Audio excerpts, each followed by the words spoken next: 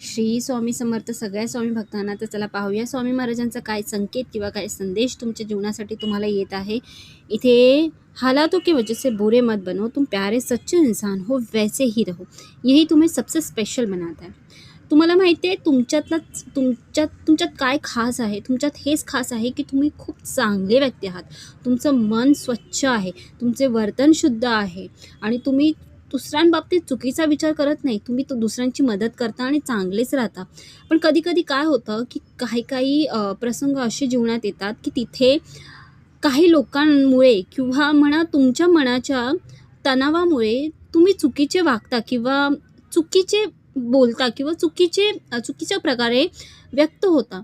ते इथे तुम्हाला सांगण्यात आलं आहे की तुम्ही सगळ्यात चांगले आहात आणि तुम्ही जो तुमचा चांगुलपणा आहे ना, तुम्हाला माहिती आहे जी फुलं असतात, ती फुलं कधी आपली कोमलता सोडत नाही.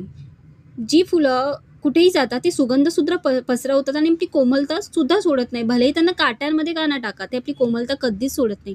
तर इथे तुम्हाला तेच सांगण्यात आलं आहे की तुम्ही जर इतके चांगले आहात, तर कोणा दुसऱ्यांमुळे तुम्ही वाईट म्हणू नका. कारण त्या समोरचा किंवा तो दुसरा व्यक्ती किंवा असा प्रसंग आहे की निगेटिव्हिटी आहे, त्या निगेटिव्हिटीला हेच हवं आहे की ते तुमचं संयमाचं बाण तोडो आणि तुम्हालासुद्धा वाईटांमध्ये किंवा निगेटिव्ह लोकांमध्ये घेऊन यावं. अशी एक ती एनर्जी असते ना, निगेटिव्ह एनर्जी किंवा निगेटिव्ह लोकं, त्यांना हेच हवं आहे की तुम्ही तुमचा चांगुलपणा सोडा. आणि इथे जर तुम्ही तुमचा चांगुलपणा सोडलात, तर मग तुम्ही तुमच्यातली जी खास गोष्ट आहे, तुमचा चांगुलपणा, ती संपवून टाकाल.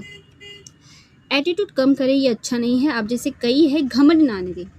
होऊ शकतं की काही लोकं तुम्हाला खूप चण्याच्या झाडावर चढवतात आणि तुमच्यामध्ये ॲटिट्यूड आणण्याचा प्रयत्न करतात.